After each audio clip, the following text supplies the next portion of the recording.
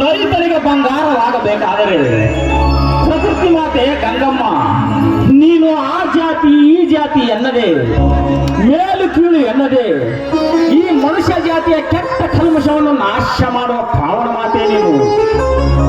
ಪವಿತ್ರ ಮಾತೆ ಆದ ನಿನ್ನನ್ನು ರಾಜ್ಯದಿಂದ ರಾಜ್ಯಕ್ಕೆ, ಜಿಲ್ಲೆಯಿಂದ ಜಿಲ್ಲೆಗೆ, ಪ್ರದೇಶದಿಂದ ಪ್ರದೇಶಕ್ಕೆ ನಿನ್ನನ್ನು ತುಂಡರಿಸಿ ನೀನು ಹರಿಯುವ ದಿಕ್ಕನ್ನೇ ಬದಲು ಮಾಡುತ್ತಿದ್ದಾರೆ ಈ ಸ್ವಾರ್ಥ ಮುಖಂಡರು.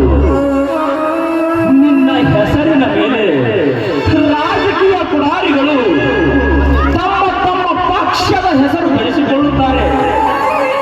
ಹೇ ಮೇಘದೂತ, ವಸುಂಧರೆ ಗಂಗಾ ಮಾತೆ, ನನ್ನಂತ ರೈತರ ಪಾಲಿಗೆ ಉಸಿರಾಗಿ ಈ ಕರುನಾಡಿನ ಜೀವಿಗಳಿಗೆ ಜೀವನಾಡಿಯಾಗಮ್ಮ, ಜೀವನಾಡಿಯಾಗು.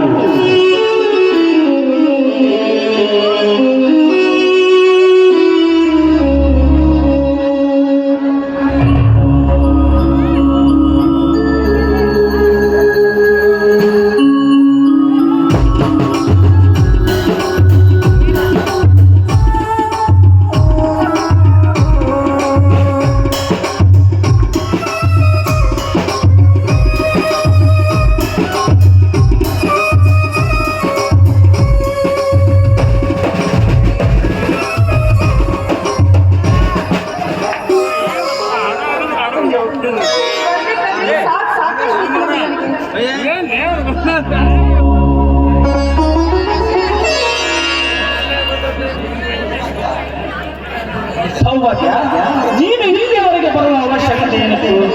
ಮೊದಲೇ ತುಂಬ ಗರ್ಭಿಣಿ, ಇಷ್ಟು ದೂರ ನಡೆದುಕೊಂಡು ಬಂದರೆ ದಾರಿಯಲ್ಲಿ ಏನಾದರೂ ಹೆಚ್ಚು ಕಡಿಮೆ ಆದರೆ? ನಾನಂತೂ ತೋಟಕ್ಕೆ ಬರ್ತಾ ಇದ್ದೆ, ಮನೆಯಲ್ಲಿ ಇದು ಒಂದೇ ಬದುಕ್ತಾ ಇತ್ತು. ಪಾಪ ಮನೆಯಲ್ಲಿ ಒಂಟಿಯಾಗಿ ಯಾಕೆ ಇಡೋದಂತ ನಾನೇ ಇದನ್ನು ಕರೆದುಕೊಂಡು ಬಂದೆ. ಅದು ಅಲ್ಲದೆ ಜೀವಿ ರೀತಿ ಹೊಲಕ್ಕೆ ಬಂದಿದ್ದೀರಾ, ಭೂತಾಯಿ ಮಡಿಲಲ್ಲಿ ಬೀಜವನ್ನು ಬಿಟ್ಟಿದ್ದೀರಾ, ಅಂದಮೇಲೆ ನನ್ನ ಪಕ್ಕದಲ್ಲಿ ಹಸ್ತಿರ್ಬೇಕು ಅಂತ ಊಟ ತೆಗೆದುಕೊಂಡು ಬಂದೆ. ಯಾಕೆ ಇದರಲ್ಲಿ ಏನಾದರೂ ತಪ್ಪಾಯ್ತೇನು? ತಪ್ಪೇನಿಲ್ಲ ಸೌಭಾಗ್ಯ, ಇಷ್ಟೊಂದು ದೂರ ತುಂಬು ಗರ್ಭಿಣಿ ನಡೆದುಕೊಂಡು ಬಂದರೆ ಸರಿಯಲ್ಲ ಅಷ್ಟೇ. ಬಸರಿ ಹೆಣ್ಮಕ್ಕಳು ಜಾಸ್ತಿ ಹೊತ್ತು ನಡೆದ್ರೆ ಹೆರಿಗೆ ಚೆನ್ನಾಗಿ ಹೇಳತ್ತೆ ಅಂತ ಹಿರಿಯರು ಹೇಳ್ತಾರೆ. ಅಂತ ವಿಷಯನ ನಿಮಗೆ ಗೊತ್ತಾಗಲ್ಲ, ಸುಮ್ಮನೆ ಇಟ್ಟು ಬಿಡಿ. ನೀವು ಗೊತ್ತಾಯ್ತು, ಊಟ ಇದೆ, ಊಟ ಮಾಡಿರುತ್ತೆ ಬನ್ನಿ.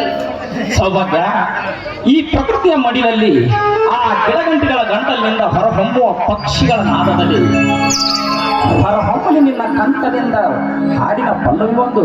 ಓಹೋ, ಇದಕ್ಕೇನು ಕಡಿಮೆ ಇಲ್ಲ ನೋಡಿ.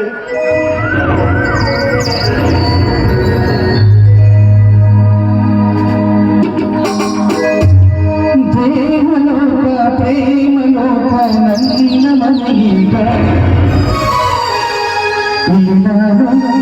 ನನ್ನ ಹೆಂಡತಿ ನನ್ನ ಮಗುವೇ, ಪ್ರತಿ ರಾತ್ರಿ ಪ್ರತಿ ಹಗಲು ಹರಿನಗುವೇ.